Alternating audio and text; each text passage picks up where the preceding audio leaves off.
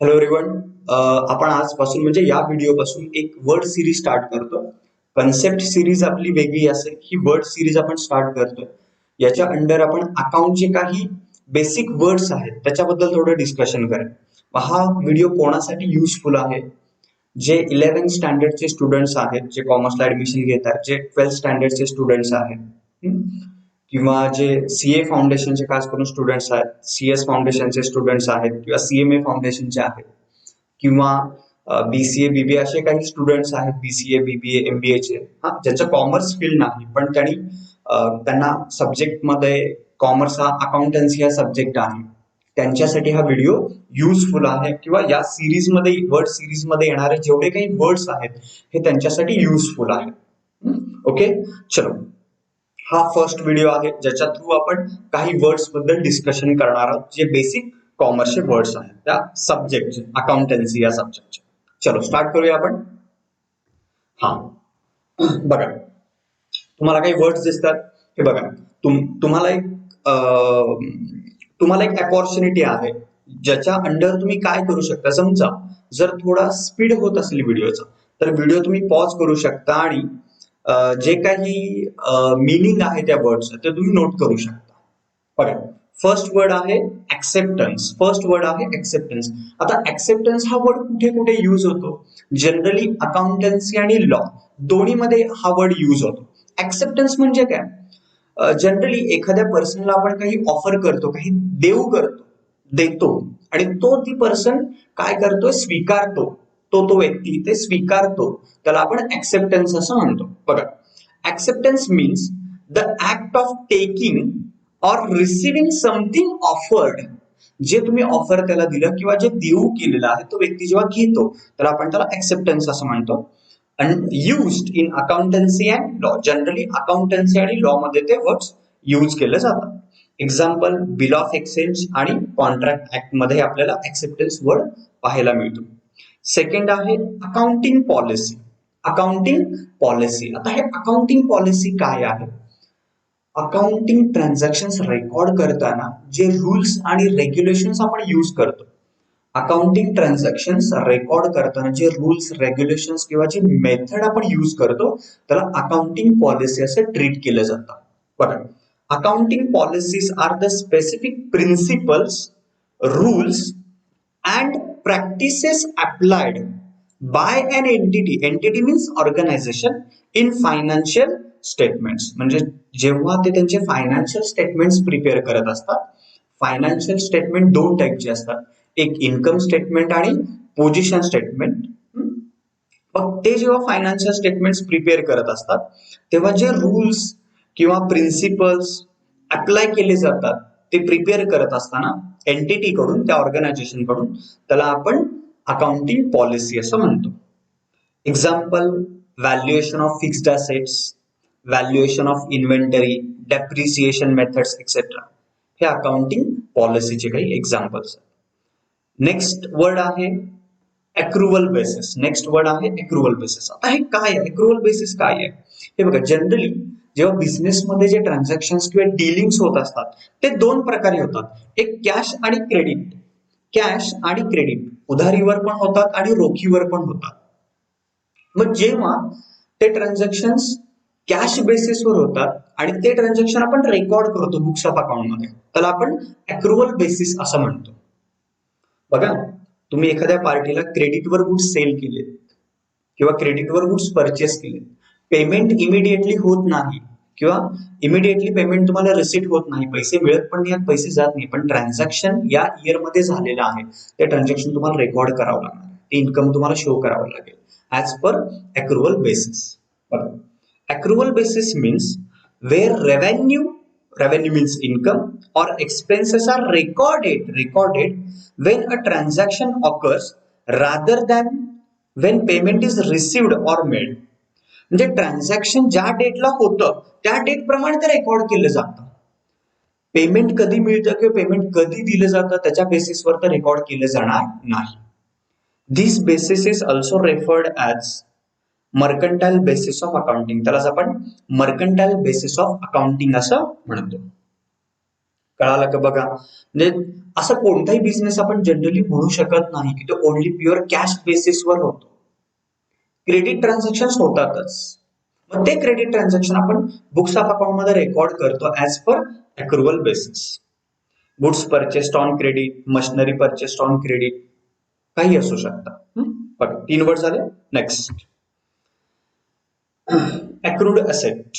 आता जनरली आपण accrual basis बघितले त्याच्याशी रिलेटेड अक्रूड असेट्स मीन्स असेटचं मिनिंग आधी समजून घेणं गरजेचं आहे, ते आपण पुढे बघणार आहोत. असेटला आपण प्रॉपर्टी पण म्हणतो, मालमत्ता, आणि जे अमाऊंट तुम्हाला रिसिवेबल आहे, रिसिवेबल जे पैसे तुम्हाला यायचे आहेत त्याला आपण असेट्स असं म्हणतो. हा, मग अक्रूड असेट म्हणजे काय? बघा तुम्हाला म्हणजे तुम्ही काही गुड्स सेल केले किंवा तुम्हाला काही बेनिफिट रिसिव्ह जे पैसे तुम्हाला यायचे आहेत, जे पैसे तुम्हाला किंवा जे बेनिफिट तुम्हाला रिसिवेबल आहे, यायचं आहे, त्याला आपण अक्रूड असेट असं म्हणतो. Accrued asset means any goods और सर्व्हिसेस प्रोव्हाइडेड और डिलिव्हर्ड, कोणतीही वस्तू किंवा सेवा तुम्ही दिलेली आहे, पोच केलेली आहे, but cash or consideration is receivable in future date. In future date बघा म्हणजे तुम्ही काही सर्व्हिस किंवा गुड्स प्रोव्हाइड केलेत पण त्या पर्सन कडून तुम्हाला कॅश फ्युचरमध्ये किंवा व्हॉट एव्हर जे काही कन्सिडरेशन आहे ते फ्युचर डेटला मिळणार आहे, त्याला आपण अक्रूड असेट असं म्हणतो. Also non as accrued revenue. Yes, त्यालाच आपण अक्रूड रेव्हेन्यू असं म्हणतो. पैसे मिळणार आहेत ना तुम्हाला. Example debtors. डेटर्स म्हणजे कस्टमर. बघा डेटर्स म्हणजे कस्टमर. असं डेटर आणि कस्टमर मध्ये जनरली काय डिफरन्स आहे? बघा ज्या पर्सनला तुम्ही क्रेडिटवर गुड्स सेल करता, ज्या पर्सनला तुम्ही क्रेडिटवर गुड्स सेल करता त्याला आपण म्हणतो डेटर, ज्यांच्याकडून तुम्हाला कॅश रिसिवेबल आहे. हा, मग ती पण अक्रूड ऍसेट आहे. पैसे कॅश रिसिवेबल आहे, बिल्स रिसिवेबल, बिलाचे पैसे तुम्हाला यायचे आहेत. आउटस्टँडिंग इन्कम्स, इन्कम तुम्हाला येणार आहे, हे अक्रूड ऍसेटच्या कॅटेगरीमध्ये जातात. हे मी काही पर्टिक्युलर एक्झाम्पल्स दिले. नेक्स्ट आहे अक्रूड लायबिलिटी. जसं अक्रूड असेट आहे तसे अक्रूड लायबिलिटीज म्हणजे तुम्ही काही सर्व्हिस किंवा गुड्स परचेस केली, तुम्ही काही सर्व्हिस किंवा गुड्स परचेस केले पण त्याची जी पेएबल अमाऊंट आहे किंवा जे अमाऊंट तुम्ही पे करणार आहे ती पेंडिंग आहे, अमाऊंट फ्युचर डेटला पे करणार आहे, त्याला आपण अक्रूड लायबिलिटीज असं म्हणतो. त्यालाच आउटस्टँडिंग लायबिलिटीज असं म्हणू शकतो आपण. Accrued liabilities means any goods और सर्व्हिसेस परचेस और रिसिव्ड बट कन्सिडरेशन, बघा कन्सिडरेशन और कॅश इज पेएबल.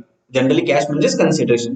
हे बघा तुम्ही सर्व्हिस किंवा वस्तू घेतलेली आहे पण त्याचा जो मोबदला आहे तो तुम्ही फ्युचर डेटला पे करणार आहे, त्याला आपण अक्रूड लायबिलिटीज असं म्हणतो. Outstanding liability, also non as accrued expenses. Yes, example creditors, ज्यांच्याकडून तुम्ही क्रेडिटवर गुड्स परचेस केले, ज्यांच्याकडून तुम्ही उधारीवर वस्तू घेतलेत पण त्याचं पेमेंट तुम्ही फ्युचर डेटला करणार, ती तुमच्यासाठी आउटस्टँडिंग लायबिलिटी झाली, अक्रूड लायबिलिटी झाली. बिल्स पेएबल, बिलाचे पैसे द्यायचे आहेत. आउटस्टँडिंग एक्सपेन्सेस, हे समजा आउटस्टँडिंग एक्सपेन्सचा अर्थ असा होतो, आउटस्टँडिंग इन्कम्स किंवा आउटस्टँडिंग एक्सपेन्स. आउटस्टँडिंग इन्कम्स म्हणजे काही पैसे आपल्याला इन्कम यायचा रिसिवेबल आहे, आणि आउटस्टँडिंग एक्सपेन्सेस म्हणजे जे खर्च काही द्यायचा. आता काही स्टुडंट असं म्हणतात सर आउटस्टँडिंग आहे ना, जिथे ऍक्च्युअल मध्ये आपल्याला रिसिव्ड होत नाही किंवा ऍक्च्युअल मध्ये आपण पेड करत नाही, मग ते रेकॉर्ड का करतो? ते ट्रान्झॅक्शन करंट इयर मध्ये झालेलं आहे, जरी ते आउटस्टँडिंग असेल तरी ट्रान्झॅक्शन कम्प्लीट कधी झालेलं आहे? करंट इयर मध्ये झालेलं आहे. त्यामुळे तुम्हाला ते करंट इयरलाच त्याचा इफेक्ट शो करावा लागणार. अक्रूड असेट झाले, अक्रूड लायबिलिटीज. Next assets. आता असेट्स मी खूप डिटेलमध्ये नाही दिलं, त्याचा एक सेपरेट व्हिडिओ मी तुम्हाला देईन. शॉर्ट मध्ये मी दिलेला आहे कारण ते एका व्हिडिओमध्ये ते वर्ड सिरीज मध्ये ते पॉसिबल नाही. कन्सेप्ट सिरीज मध्ये आपण ते इन्क्लूड करेन. बघा असेट्स म्हणजे समजा एक्झाम्पल तुम्ही एक बिझनेस स्टार्ट केला, बिझनेस व्यवसाय चालू केला आणि त्या बिझनेसमध्ये जेवढे काही रिसोर्सेस आहेत तुमचे, जेवढे काही साधन सामग्री आहे त्याला आपण असेट्स असं ट्रीट करतो. जस्ट एक एक्झाम्पल सांगायचं झालं तर आता समजा माझ्याकडे एक फर्निचर आहे, ठीक आहे, फर्निचर आहे ते माझ्या घरी आहे. ते फर्निचर मी जेव्हा माझ्या बिझनेसमध्ये घेऊन जातो, बिझनेस यूज साठी, बिझनेस पर्पज साठी, तेव्हा मी त्याला असेट्स असं ट्रीट करतो. असेट्स मध्ये दोन गोष्टी इन्क्लूड असतात, एक म्हणजे प्रॉपर्टी. कोणाची प्रॉपर्टी? बिझनेसची. प्लस रिसिवेबल अमाऊंट, जे पैसे यायचे आहेत बिझनेसला, हे दोन्ही ऍसेटमध्ये इन्क्लूड केले जातात. बघा, assets means things that are assets means things that are resources owned by a company and which have future economic value. बघा, assets म्हणजे असे रिसोर्सेस ज्याच्याकडे ओनरशिप कोणाची आहे, त्या रिसोर्सेसची कंपनीकडे आहे, ऑर्गनायझेशनकडे आहे आणि त्याची फ्युचरमध्ये इकॉनॉमिक व्हॅल्यू आहे. Sir, future economic value means ती असेट तुम्ही मार्केटमध्ये फ्युचरमध्ये सेल करू शकता आणि तुम्हाला काही रिटर्न्स मिळणार. बघा, ज्या व्हॅल्यूला तुम्ही परचेस केले होते तेवढी व्हॅल्यू तुम्हाला रिकव्हर नाही होणार, पण मार्केट व्हॅल्यू प्रमाणे थोडे तरी पैसे तुम्हाला काहीतरी मिळणार त्याच्याकडून, त्या असेट्स मधून. Assets includes property and amount receivables. Yes, जसं मी तुम्हाला आता सांगितलं, असेट्स मध्ये काय इन्क्लूड होतं? प्रॉपर्टी, ज्याच्या अशी प्रॉपर्टीची ओनरशिप कोणाच्या बिझनेसची, आणि रिसिवेबल अमाऊंट, जे पैसे तुम्हाला यायचे बिझनेसला. असेट्सचे जनरली 3 टाइप्स असतात: फिक्स्ड असेट्स, करंट असेट्स आणि फिक्टिशियस असेट्स. असे असेट्सचे 3 टाइप्स असतात: फिक्स्ड असेट्स, करंट असेट्स आणि फिक्टिशियस असेट्स. मी जसं तुम्हाला सांगितलं ना की या व्हिडिओमध्ये ते पॉसिबल नाही की संपूर्ण डिटेलमध्ये देणं. हा व्हिडिओ फक्त वर्ड सिरीजचा आहे, ज्याच्यामधून आपण ते काही वर्ड्स किंवा कन्सेप्ट कव्हर करतो. Next, fixed assets. हा बघा, फिक्स्ड असेट्स. फिक्स्ड असेट्स म्हणजे जनरली काय येतं? फिक्स्ड असेट्स म्हणजे काय? तर अशी प्रॉपर्टी जी बिझनेस ऑर्गनायझेशनने होल्ड केली आहे आणि ज्याचा यूज कसा आहे? लॉंग टर्म आहे. ज्याचा यूज कसा आहे? लॉंग टर्म आहे. ज्याचा बेनिफिट जो आहे, जो फायदा आहे, तो लॉंग पिरियड पर्यंत ऑर्गनायझेशनला मिळतो, त्याला आपण फिक्स्ड असेट्स असं म्हणतो. Example, machinery, furniture, laptop, car, जे बिझनेस यूज साठी घेतलेला आहे, त्याचा जो यूज आहे तो लॉंग पिरियड पर्यंत तुम्हाला मिळतो, दीर्घ कालावधीपर्यंत मिळतो, त्याला आपण फिक्स्ड असेट्स असं म्हणतो. बघा, assets held with the intention of being used for the purpose of producing or providing goods or services and is not held for sale in the normal course of business. बघा, asset म्हणजे काय? बघा, अशी property जी business organisation held केली आहे, ज्याचं intention काय आहे? इंटेन्शन काय आहे? त्या असेट पासून तुम्ही ऍडिशनल गुड्स प्रोड्यूस करणार आहे, नवीन वस्तू तयार करणार आहे किंवा सर्व्हिसेस प्रोव्हाइड करणार आहे. म्हणजे तुम्ही असेट परचेस केलेली नाही रिसेल करण्यासाठी. एक्झाम्पल घ्या, माझं ऑफिस आहे, त्या ऑफिसमध्ये मी एसी घेतलेला आहे. मग तो एसी मी रिसेल करण्यासाठी नाही घेतला, ऑफिसमध्ये लावण्यासाठी घेतला. ती माझी असेट झाली, कारण मी यूज करतो ना, बिझनेस प्रिमायसेस मध्ये यूज करतो. पण माझं इलेक्ट्रॉनिक शॉप आहे, त्याच्यामध्ये मी एसी घेतला, मग मी यूज नाही करणार, मी पुढे सेल करणार. ती माझ्यासाठी ऍसेट नाही होत, ती माझ्यासाठी गुड्स होते, नॉर्मल गुड्स. ओके, हे कळालं. It includes tangible asset and intangible assets. Fixed assets मध्ये 2 कॅटेगरीज आहेत, टँजिबल असेट्स आणि इनटँजिबल असेट्स. ते आपण नंतर डिटेलमध्ये बघू. एक्झाम्पल, मशिनरी, फर्निचर, बिल्डिंग, हे टँजिबल असेट्स आहेत. इनटँजिबल असेट मध्ये गुडविल येतं, पेटेंट्स येतं, ट्रेडमार्क येतं, कॉपीराइट येतं. हे इनटँजिबल असेट्सचा पार्ट आहे फिक्स्ड असेट्स मध्येच. नेक्स्ट आहे करंट असेट्स. आता करंट असेट म्हणजे काय? बघा, ज्याच्यामधून डेफिनेटली तुम्हाला बेनिफिट मिळणार, पण तो बेनिफिट शॉर्ट टर्म आहे. जो बेनिफिट कसा आहे? शॉर्ट टर्म आहे. अल्प कालावधीसाठी जो फायदा तुम्हाला मिळतो त्याला आपण करंट असेट असे ट्रीट करतो.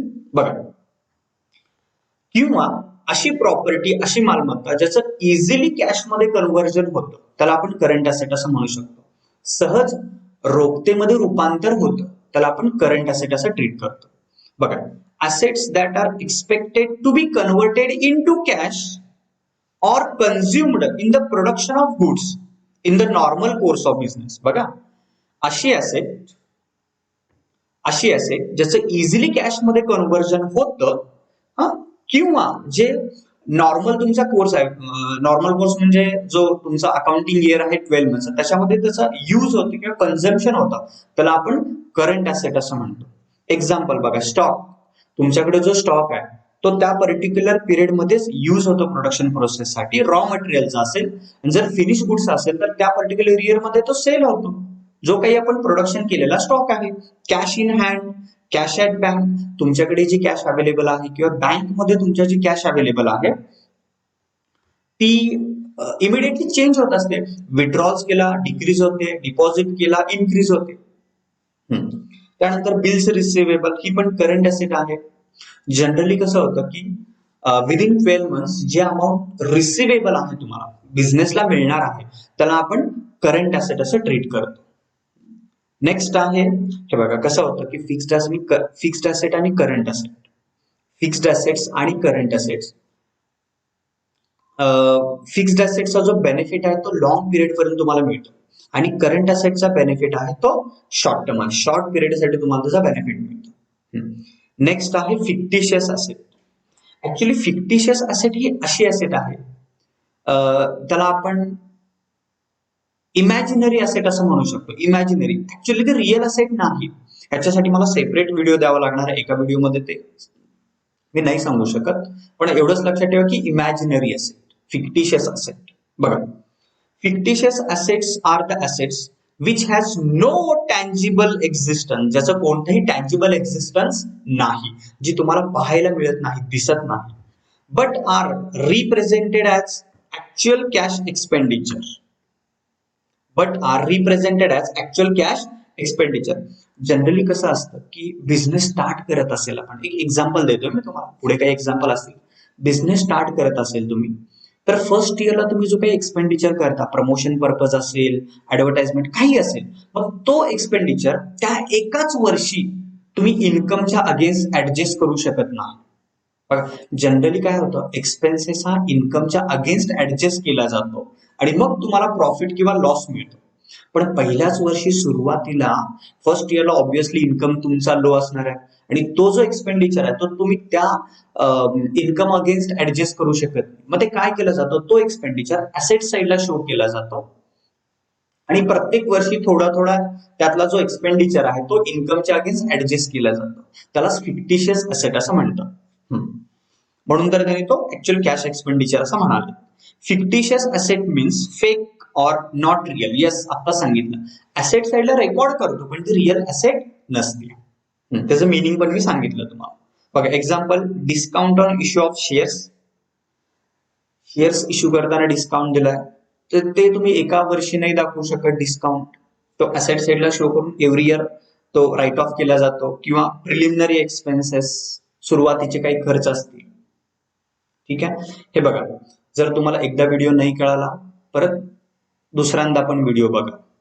पण या सिरीज मधून आपण जे जे काही अकाउंटचे बेसिक कन्सेप्ट किंवा वर्ड्स आहेत ते आपण कम्प्लीट करण्याचा प्रयत्न करूया.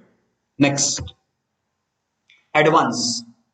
ऍडव्हान्स बघा, आता मॅक्झिमम स्टुडंट्सना हे कन्फ्युजन होतं, सर ऍडव्हान्स म्हणजे नेमकं काय, ऍडव्हान्स म्हणजे कशाच्या पॉइंट ऑफ व्ह्यू घ्यायचं, ऍडव्हान्स रिसिव्ड आहे का ऍडव्हान्स पेड आहे. दोन्ही पण असू शकतं, ऍडव्हान्स रिसिव्ड पण असू शकतं किंवा ऍडव्हान्स पेड. म्हणजे काही अमाऊंट, बघा, काही अमाऊंट ट्रान्झॅक्शन कम्प्लीट होण्याच्या आधी काही अमाऊंट आपण ऍडव्हान्स मध्ये घेतो किंवा काही अमाऊंट आपण ऍडव्हान्स मध्ये पे करतो ट्रान्झॅक्शन कम्प्लीट होण्याच्या आधी. बघा, amount received or paid before completion of transactions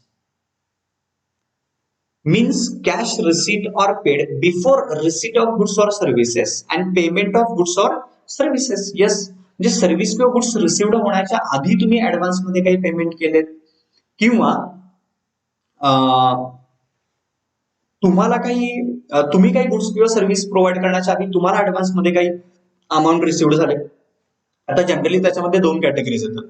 जर समजा ऍडव्हान्स मध्ये अमाऊंट रिसिव्ड झाली तुम्हाला ऍडव्हान्स मध्ये, तर ऍडव्हान्स मध्ये रिसिव्ड झाले तर त्याला आपण म्हणतो pre received income. Pre received income जर ऍडव्हान्स मध्ये रिसिव्ड झाले, म्हणजे नेक्स्ट इयरचे अमाऊंट समजा ट्रान्झॅक्शन कम्प्लीट होण्याच्या आधी आताच तुम्हाला रिसिव्ड झाले, प्री रिसिव्ड इन्कम. आणि जर तुम्ही ऍडव्हान्स मध्ये देत असेल तर त्याला आपण म्हणतो prepaid incomes, prepaid expenses. Prepaid expenses advance मध्ये तुम्ही दिले. Example, rent received in advance किंवा salary paid in advance. Advance मध्ये रेंट मिळालं की सॅलरी ऍडव्हान्स मध्ये पेड केली, त्याला आपण प्री रिसिव्ड आणि प्रीपेड असं म्हणतो. हे असेट आणि लायबिलिटी मध्ये जातं, करंट असेट आणि करंट लायबिलिटी मध्ये. नेक्स्ट आहे अॅन्युअल रिपोर्ट. Annual report. आता हे अॅन्युअल रिपोर्ट काय आहे? जनरली अकाउंटिंग इयर क्लोज झाल्यानंतर आपलं अकाउंटिंग इयर स्टार्ट होतं 1 एप्रिलला आणि एंड होतं 31 मार्चला. कॅलेंडर इयर स्टार्ट होतं 1 जानेवारीला आणि एंड होतं 31 डिसेंबरला. आपण अकाउंटिंग इयर फॉलो करतो. अकाउंटिंग इयर फॉलो करतो जे स्टार्ट होतं 1 एप्रिलला आणि एंड होतं 31 मार्चला. त्याला आपण अकाउंटिंग इयर म्हणतो, फायनान्शियल इयर म्हणतो, इकॉनॉमिक इयर म्हणतो और बिझनेस इयर म्हणतो. Accounting year, financial year, economic year और बिझनेस इयर आपण काही त्याला म्हणू शकतो. ठीक आहे. हे स्टार्ट होतं 1 एप्रिलला आणि एंड होतं 31 मार्चला. मग जनरली कसं असतं, जे मीडियम स्केल ऑर्गनायझेशन आहेत किंवा लार्ज स्केल ऑर्गनायझेशन्स आहेत त्यांना इयर कम्प्लीट झाल्यानंतर किंवा इयर एंडला त्यांचे financial statements annual report prepare करावे लागतात. का? कारण कसं असतं, हे यूज करणारे डिफरंट युजर्स आहेत. इन्व्हेस्टर ज्याने त्या ऑर्गनायझेशन मध्ये अमाऊंट इन्व्हेस्ट केली आहे, ओनर ज्याने कॅपिटल इन्व्हेस्ट केलेलं आहे, गव्हर्नमेंट ज्यांना टॅक्स मिळणार आहे त्यांच्याकडून, सप्लायर जो रॉ मटेरियल सप्लाय करतो, बँक्स ज्याने लोन प्रोव्हाइड केलं, त्यांना एव्हरी इयर त्या कंपनीची ऑर्गनायझेशनची फायनान्शियल कंडिशन जाणून घ्यायची असते. पण त्यांना काही रिपोर्ट्स किंवा स्टेटमेंट्स द्यावे लागतात. त्याला अॅन्युअल रिपोर्ट असं म्हणतो आपण. बघा, information provided annually to owners, shareholders और government by the management of an organisation. म्हणजे शेअर होल्डर, ओनर किंवा गव्हर्नमेंटला जी इन्फॉर्मेशन दिली जाते मॅनेजमेंट कडून, त्याला आपण अॅन्युअल रिपोर्ट, वार्षिक अहवाल म्हणतो मराठीमध्ये. वर्षाचा अहवाल, या वर्षामध्ये काय झालेलं आहे, किती प्रॉफिट, किती लॉस झालाय, असेट्स किती झालेत, लायबिलिटीज किती झालेत, याच्याबद्दल. It includes operations and financial position statements. म्हणजे डेली जे ऑपरेशन्स होतात त्याच्याबद्दल पण इन्फॉर्मेशन असते आणि फायनान्शियल पोझिशन बद्दल पण इन्फॉर्मेशन असू शकते त्या रिपोर्ट्समध्ये. काही गव्हर्नमेंट ऑफिसेस आहेत त्यांना पण अॅन्युअल रिपोर्ट्स द्यावे लागतात. सर्टेन कंपनीजना द्यावे लागते, सगळे ऑर्गनायझेशन कडून दिलं जात नाही. एक्झाम्पल, इन्कम स्टेटमेंट असेल, पोझिशन स्टेटमेंट असेल, ऑडिटर्स रिपोर्ट असेल, हे सर्व अॅन्युअल रिपोर्टचे पार्ट आहे. म्हणजे अॅन्युअल रिपोर्ट मध्ये हे सगळं इन्क्लूड होतं सर्व. नेक्स्ट आहे accounting equation. Accounting equation, accounting equation dual aspect concept प्रमाणे फॉर्म होतं, और double entry book keeping system. Dual aspect concept, double entry book keeping system. म्हणजे अकाउंट्स मध्ये जे डेबिट आणि क्रेडिट हे जे वर्ड आहे, डेबिट आणि क्रेडिट, हे कोणत्या कन्सेप्ट प्रमाणे आले तर dual aspect concept. Accounting equation formed as per dual aspect concept. हे अकाउंटिंग इक्वेशन काय आहे? जनरली कसं असतं की बिझनेसमध्ये काही असेट्स आहेत, काही लायबिलिटीज आहेत आणि कॅपिटल आहे, ओनर जे इन्व्हेस्ट करतो. बघा, अकाउंटिंग इक्वेशन कसं फॉर्म केलं जातं ते बघा. Assets is equal to liabilities plus capital. कॅपिटलला आपण इक्विटी असं म्हणतो, इक्विटी शेअर्स नाही, ओनली इक्विटी. असेट्स म्हणजे टोटल प्रॉपर्टी, लायबिलिटीज म्हणजे जी एक्सटर्नल अमाऊंट आहे, जी अमाऊंट बाहेरून बॉरो केली आहे, प्लस कॅपिटल जे अमाऊंट ओनरनी इन्व्हेस्ट केली. बघा, मग बाहेरून जी अमाऊंट बॉरो केली आहे आणि ओनरनी जी अमाऊंट इन्व्हेस्ट केली, या दोघांची ऍडिशन केल्यानंतर तुम्हाला टोटल प्रॉपर्टीज मिळतात. आता बघा, जनरली मी एक ऑफिस कन्स्ट्रक्ट केलं माझं. त्या ऑफिसला मला कॉस्ट आलेला आहे टोटल 20 lakhs, 20 लाख रुपये खर्च आला. मग त्याच्यामध्ये 5 लाख रुपये माझ्या खिशामध्ये होते आणि 15 लाख रुपये मी बँकेकडून घेतले. टोटल 20 लाख रुपीज झाले. मग ऑफिस रेडी झालं 20 lakhs. म्हणजे ऍसेट किती आहे 20 lakhs. त्याच्यामध्ये लायबिलिटीज किती आहेत, जे अमाऊंट बॉरो केली 15 लाख आणि कॅपिटल किती आहे 5 लाख. म्हणजे या दोघांचे ऍडिशन झाल्यानंतर 20 lakhचे ऍसेट मिळाले.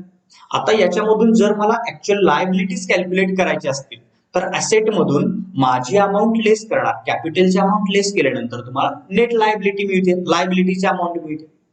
पण जर मला कॅपिटल कॅल्क्युलेट करायचं असेल तर ऍसेट्स मधून लायबिलिटीज लेस केलं की मला कॅपिटल मिळतं. और आणि काय होऊ शकतं बघा, आणखी काय होऊ शकतं, capital is equal to assets minus liabilities. आता सांगितलं मी तुम्हाला.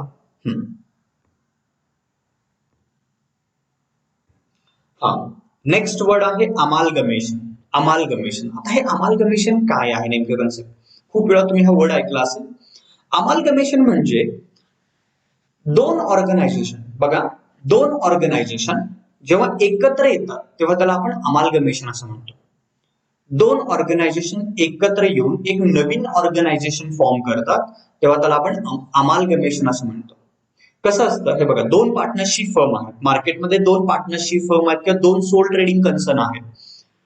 तर इंडिव्हिज्युअली ते ऑर्गनायझेशन रन करतात, वैयक्तिक चालवतात, पण त्यांच्याकडे फंड लिमिटेड आहे, मॅन पॉवर लिमिटेड आहे, ह्युमन रिसोर्स लिमिटेड आहे. त्यामुळे त्यांनी ठरवलं की ते एकत्र येणार आहेत आणि एक नवीन ऑर्गनायझेशन ते स्टार्ट करतात. त्याला आपण अमालगमेशन असं म्हणतो, एकत्रीकरण. बघा, and amalgamation is a combination of two, spelling mistake आहे, two two more companies into a new organisation. दोन किंवा त्याच्यापेक्षा जास्त कंपनीज एकत्र येऊन एक नवीन ऑर्गनायझेशन ते फॉर्म करतात, त्याला आपण अमालगमेशन असं म्हणतो. Example, Maruti Motors and Suzuki. Maruti Motors आपण मारुती सुझुकी असं म्हणतो. म्हणजे दोन कंपनीज एकत्र आलेत आणि त्यांनी अमालगमेट करून ते आयदर. हे बघा कसं होतं की जनरली अमालगमेशन अंडर त्यांचं जे ओल्ड एक्झिस्टन्स होतं ते कॅन्सल पण होऊ शकतं, न्यू एक्झिस्टन्स होऊ शकतं, किंवा त्यांचे ओल्ड जे एक्झिस्टन्स आहे ते कंटिन्यू राहणार, तर ते एकत्र येऊन एक नवीन ऑर्गनायझेशन स्टार्ट करू शकतात. नेक्स्ट आहे ऍप्रिसिएशन. आता जेव्हा आपण डेप्रिसिएशन कन्सेप्ट बघू तेव्हा आणखी कळेलच. ऍप्रिसिएशन म्हणजे काय, जेव्हा असेटची व्हॅल्यू इन्क्रीज होते तेव्हा आपण ऍप्रिसिएशन असं म्हणतो. सिंपल, असेटची व्हॅल्यू जी इन्क्रीज होते, असेटची किंमत, प्रॉपर्टीची व्हॅल्यू जी इन्क्रीज होते त्याला आपण ऍप्रिसिएशन असं म्हणतो. जनरली कसं असतं की जे टँजिबल असेट्स आहेत, काही पर्टिक्युलर असेट्स आहेत ज्याच्या ऍप्रिसिएशन कधी होत नाही, डेप्रिसिएशन होतं. एक्झाम्पल, लॅपटॉप घ्या, मशिनरी घ्या, कार घ्या, त्याचं डेप्रिसिएशन होतं, व्हॅल्यू कमी होते. पण लँड, त्याचं डेप्रिसिएशन नाही होत, त्याचं ऍप्रिसिएशन होतं. मग ऍप्रिसिएशन काही पर्टिक्युलर टँजिबल असेटचं होतं आणि इनटँजिबल असेटचं पण ऍप्रिसिएशन होतं. ते आपण नेक्स्ट व्हिडिओमध्ये बघूच. इनटँजिबल असेटचं पण ऍप्रिसिएशन, असेटची जी व्हॅल्यू इन्क्रीज होते, वाढते, त्याला आपण ऍप्रिसिएशन असं म्हणतो. Appreciation means an increase in the value of an asset over time. असेटची जी व्हॅल्यू इन्क्रीज होते त्याला आपण ऍप्रिसिएशन असं म्हणतो. टँजिबल असेट ऍप्रिसिएशन आणि intangible asset appreciation. Generally tangible asset हे काही लिमिटेड आहेत, एक्झाम्पल लँड वगैरे असे काही असेट्स आहेत, त्याचं ऍप्रिसिएशन होतं. मशिनरीचं ऍप्रिसिएशन कधी होत नाही. ऍप्रिसिएशन हे व्हॅल्यूच्या पॉईंट ऑफ व्ह्यू मी सांगतो तुम्हाला. आणि नेक्स्ट वर्ड आहे ऑडिट. ऑडिट ही प्रोसेस आहे, ती कधी होते, अकाउंटिंग वर्क कम्प्लीट झाल्यानंतर ऑडिट होतं. ऑडिट म्हणजे काय बघा, सिंपल, जे अकाउंट्स प्रिपेअर केलेले आहेत त्या अकाउंट्सचं चेकिंग करणे याला आपण ऑडिट असं म्हणतो. जे अकाउंट्स प्रिपेअर केलेत त्या प्रिपेअर केलेल्या अकाउंट्सचं चेकिंग करणे त्याला आपण ऑडिट असं म्हणतो. अकाउंट्स प्रिपेअर करणारा पर्सन डिफरंट असतो, त्या अकाउंट्स चेक करणारा पर्सन डिफरंट असतो, मीन्स ऑडिटर. जो पर्सन त्या अकाउंट्स चेक करतो, ऑडिट करतो, त्याला आपण ऑडिटर असं म्हणतो. अकाउंट्स प्रिपेअर करणारा पर्सन वेगळा असतो, ऑडिट करणारा पर्सन वेगळा असतो. मग सिंपल ऑडिट म्हणजे काय, अशी प्रोसेस ज्याच्या अंडर ते अकाउंट्स चेक केले जातात त्याला आपण ऑडिट असं म्हणतो. ऑडिट डिफरंट टाईपचे होतात. आता फक्त आपण फायनान्शियल ऑडिट बद्दल बोलतोय. डिफरंट टाईपचे ऑडिट होतात. चार्टर्ड अकाउंटंट्स काही ऑडिट करतो, कॉस्ट अकाउंटंट काही ऑडिट करतो, कंपनी सेक्रेटरी काही ऑडिट करतो. प्रत्येकाला ऑडिट करण्याचा राईट आहे, डिफरंट टाईपचे ऑडिट्स ते कंडक्ट करतात. बघा, आपण आता फक्त फायनान्शियल ऑडिट किंवा जनरल ऑडिट ही टर्म बघतोय, डिटेलमध्ये आपण नाही डिस्कशन करत. Audit is the examination or inspection various books of accounts by an auditor. Audit म्हणजे काय, जिथे बुक्स ऑफ अकाउंट्स जे प्रिपेअर केले, स्टेटमेंट्स प्रिपेअर केलेत, त्याचं एक्झामिनेशन किंवा इन्स्पेक्शन केलं जातं, त्याला आपण ऑडिट असं म्हणतो. इट इज डन, हे ऑडिट का केलं जातं, रिझन काय आहे, it is done to ascertain the accuracy of financial statements provided by the organisation. म्हणजे त्या ऑर्गनायझेशनने जे फायनान्शियल स्टेटमेंट्स प्रिपेअर केलेत त्याची अॅक्युरसी लेवल फाइंड आउट करण्यासाठी ऑडिट केलं जातं.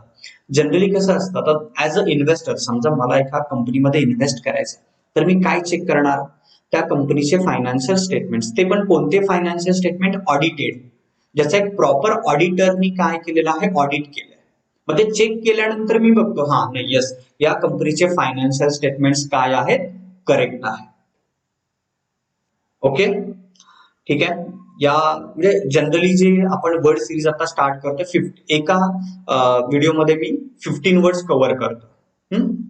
बघा, तुम्हाला हे वर्ड सर्व कळाले असतील, त्याचं मिनिंग कळालं असेल. जरी तुम्हाला काही कन्फ्युजन असेल, सेकंड टाइम व्हिडिओ बघा, तुमचे डाऊट्स क्लिअर होतील. आणि तुमचे जे कोणी फ्रेंड्स असतील त्यांच्यामध्ये मॅक्झिमम हा व्हिडिओ शेअर करा. म्हणजे कसं असतं की जे कॉमर्सचे स्टुडंट्स आहेत त्यांनाही काही वर्ड्स माहीत असतात, आणखी काही वर्ड्स त्यांना न्यू कळतील. काही वर्ड्स माहीत असतात, मिनिंग एक्झॅक्ट माहीत नसतं. किंवा तुमचे काही नॉन कॉमर्सचे स्टुडंट्स आहेत, म्हणजे असे काही स्टुडंट्स आहेत ज्यांचं सायन्स बॅकग्राऊंड आहे, पण त्यांनी सीएला ऍडमिशन घेतलेलं आहे किंवा कॉमर्स रिलेटेड कोणता कोर्स करतात, पण बेसिक अकाउंटिंग किंवा बेसिक टर्म्स वर्ड्स त्यांना माहीत नाही, तर त्यांच्यासाठी हा व्हिडिओ युजफुल आहे. ठीक आहे, लवकरच आपण सेकंड व्हिडिओ अपलोड करतो. Okay, thank you.